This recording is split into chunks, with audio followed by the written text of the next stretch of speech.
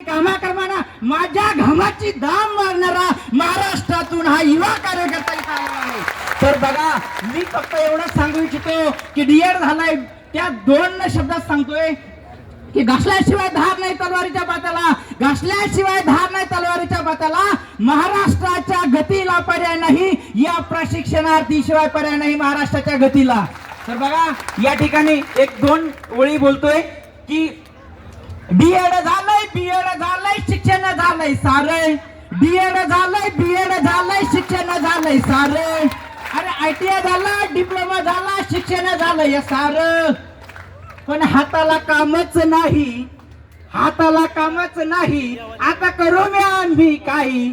या प्रत्येक शाळेत आपली हक्काची जागा आहे, प्रत्येक आस्थापनामध्ये आपली हक्काची जागा आहे, त्या रिक्त जागा आहे आणि त्या रिक्त जागावर आपली भरती केलेली आहे. फक्त एक्सटेंडेड करा आणि आम्हाला 10% ह्या जागा आमच्या रिझर्व करा, एवढीच पूर्णपणे मागणी आहे. आणि या ठिकाणी आलेले आपले प्रशिक्षक